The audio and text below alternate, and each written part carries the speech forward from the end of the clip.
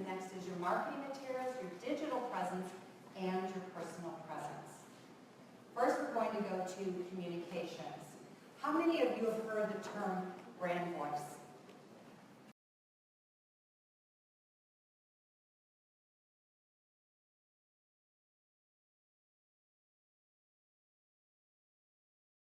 And we do our very best to have a hand in every part of the process. So to me, that's an ethical company and an ethical textile company, which is very expensive to run and very, very important to me.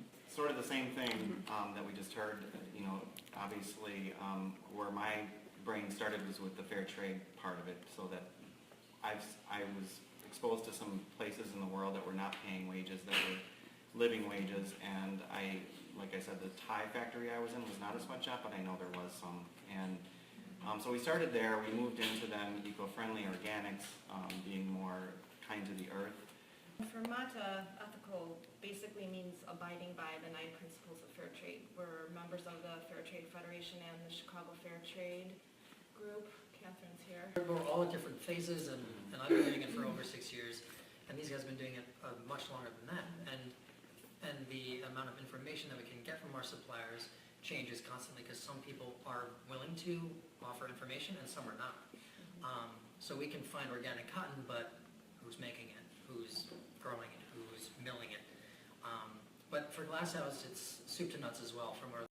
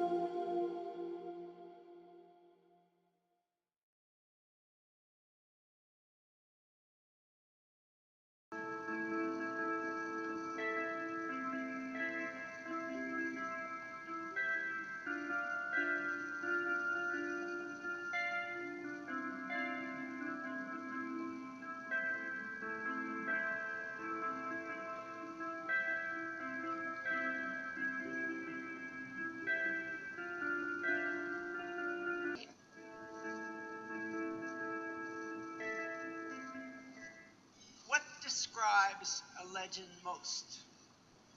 In this case, she is 5'3" when stretching, wisps of flaxen hair, ebony frames circling her eyes, the solid stance of a Nebraska cornhusker with shoulders always set to support the weight of her chosen profession. Prose becomes poetry in her fashion critiques. Eye contact is a necessary ingredient in her day-to-day existence. So, with great love and respect and admiration, I present the Fashion Legend Award for 60 years as a Fashion Group member and 30 years as creative director of the Trends presentation to the woman I consider mother of us all, and whose husband, Arthur, would be very proud. All I can say is thank you very much. Thank you, Margaret. You kept the surprise. And Stan the man, thank you. I've loved being a member of the fashion group. It's such a marvelous international organization to, help people understand more of the fashion world, even those who denigrate it. Anyway, thank you. I don't know a lot about what an oracle is, but I do know that usually in popular culture they don't say much, so I'm going to try to keep this brief. Thank you, Liz. You know I am a longtime fan of Lord & Taylor. It runs deep in my family. And thank you to Samira. I read once in an article that you described your effortless approach to style as if you just roll out of a bed, and I was like, where do I buy that bed? So thank you. So when I first started working in this business, I had an intuitive sense of how fashion can help to shape identity because of the important role that a costume designer plays in defining a character. I've always said that I don't know who a character is until I know what shoes she wears, because that tells me how does she stand, how does she walk, how does she move in the world? Well, Samira was my first stylist, as you've been told. So she was the first person who helped me to start asking those same questions of myself, not just of my characters. Who am I? How do I want to walk in the world? How do I want to stand and move? What is my expression of self? I want you to remember this. You, in this room, are the arbiters of beauty. And that is no small responsibility.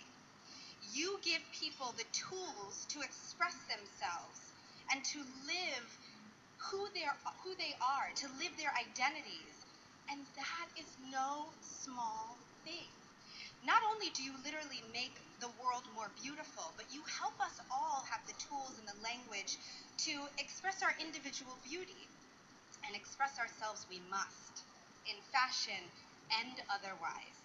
So FGI, I learned, started nearly 90 years ago because these 17 women decided to make a space for themselves in the art world.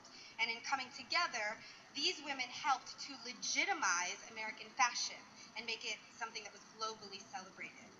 So just as those original 17 brought new voices into the conversation, I think the most fitting way to honor them is for all of us in this room to continue their work and to bring even more voices into the conversation, into the business, and into the establishment. Thank you for literally helping me to stand tall and walk strong and move with power and with beauty. With your help, I hope to continue to do so, and together, one pretty moment at a time, God help us, we will continue to make this world a place full of unapologetic beauty and gorgeous inclusivity and power. Just share your power and we'll get there. Thank you.